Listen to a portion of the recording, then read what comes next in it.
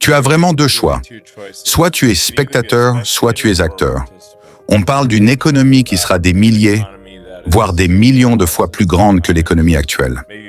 Je suis allé en Russie vers 2001 ou 2002 pour acheter des ICBM. C'était pour aller dans l'espace, oui, avec des fusées, pas pour bombarder qui que ce soit. Mais je pense qu'on est assez proche de l'intelligence artificielle super intelligente. Ça pourrait même arriver cette année. Par intelligence artificielle super intelligente, j'entends plus intelligente que n'importe quel humain dans n'importe quel domaine. Et je dois dire que le paradoxe de Fermi me trouble un peu. Pourquoi n'avons-nous vu aucun signe d'extraterrestre? Nous vous présentons la dernière interview brute d'Elon Musk, dans laquelle il partage des prédictions exclusives sur l'intelligence artificielle, la course vers Mars et la création d'entreprises capables de sauver l'humanité de l'extinction. Dans ce condensé, nous avons réduit les silences et les hésitations tout en conservant chaque idée essentielle, vous faisant gagner plus de 15 minutes de votre précieux temps. Après des mois passés à parler de politique, cette conversation revient à ce qu'Elon fait de mieux: concevoir l'avenir. Nous l'avons structuré en 3 grands chapitres. D'abord, les fondations de sa pensée. Ensuite, la création d'entreprises pour rendre la vie multiplanétaire.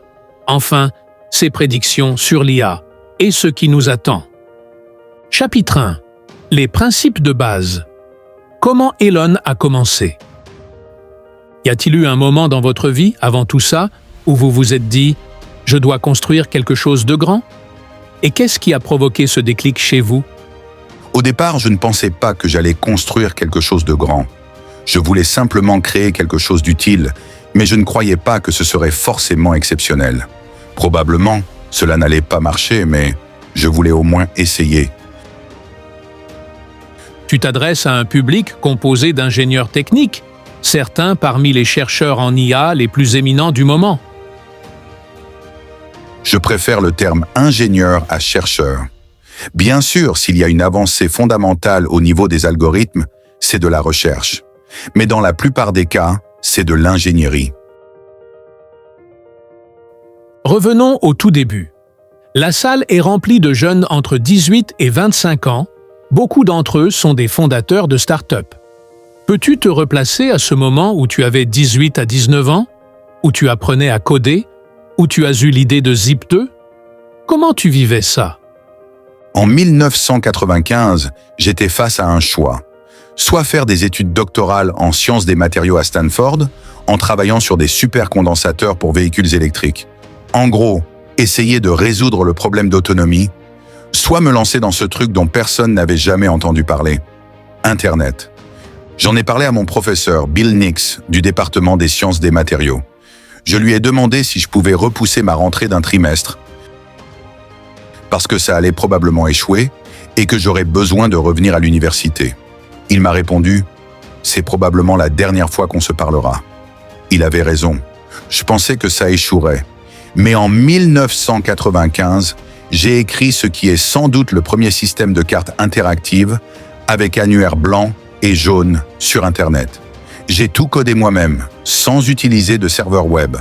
J'utilisais directement le port parce que je n'avais pas les moyens d'acheter une ligne T1. Notre premier bureau était sur Sherman Avenue, à Palo Alto. Il y avait un fournisseur d'accès Internet à l'étage du dessous, donc j'ai percé un trou dans le sol et j'ai fait passer un câble réseau directement dans leur local. Mon frère m'a rejoint ainsi qu'un autre cofondateur, Greg Curry, qui est décédé depuis. On n'avait même pas de quoi se payer un logement. Le loyer du bureau était de $500 par mois, donc on dormait là et on allait se doucher au YMCA sur Page Mill et El Camino. Finalement, on a monté une boîte plutôt utile avec Zip2. On a développé beaucoup de bons logiciels, mais on s'est retrouvé piégé par les vieux groupes de médias comme le New York Times, qui étaient à la fois investisseurs, clients et siégeaient au conseil d'administration. Ils voulaient utiliser notre logiciel de manière incohérente. Je voulais aller directement vers les consommateurs. Mais bon, je parle trop de Zip2. Ce que je voulais vraiment, c'était faire quelque chose d'utile sur Internet. Je voyais 2 choix, faire un doctorat et regarder d'autres construire Internet, ou y contribuer moi-même, même modestement. Je me suis dit que je pouvais toujours essayer, échouer, puis retourner à l'université. Finalement, ça a été plutôt un succès. La société a été vendue pour environ 300 millions de dollars. À l'époque, c'était énorme.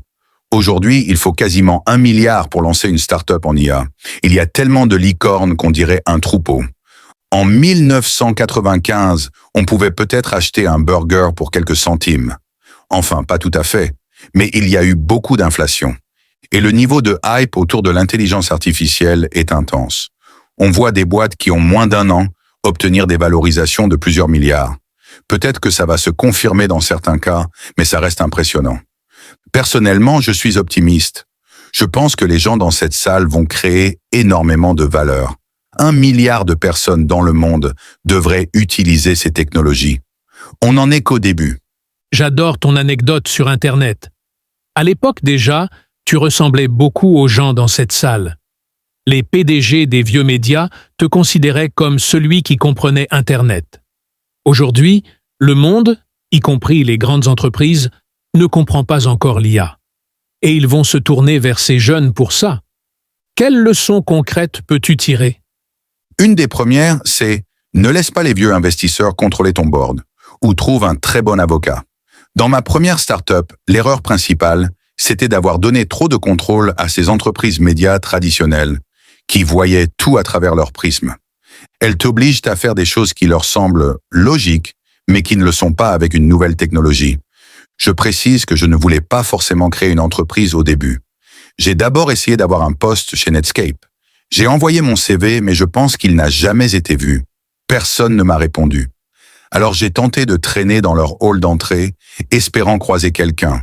Mais j'étais trop timide pour parler à qui que ce soit. Je me suis dit, c'est absurde.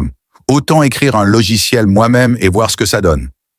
Donc, ce n'était pas que je voulais fonder une boîte. Je voulais juste participer à la construction d'Internet. Et comme je n'ai pas pu avoir un job dans une boîte web, j'ai dû en créer une. L'intelligence artificielle va tellement transformer l'avenir qu'il est difficile d'imaginer à quel point. Tant que ça ne dérape pas, tant que l'IA ne nous tue pas tous, on pourrait voir une économie non pas 10 fois, mais des milliers, voire des millions de fois plus grande que celle d'aujourd'hui.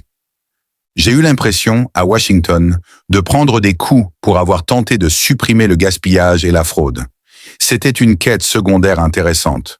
Réparer le gouvernement, c'est un peu comme essayer de nettoyer une plage sale, avec des seringues, des excréments, des ordures. Mais en même temps, il y a un mur d'eau de 300 mètres de haut, un tsunami appelé IA. Et dans ces conditions, nettoyer la plage, est-ce si important? Pas tant que ça.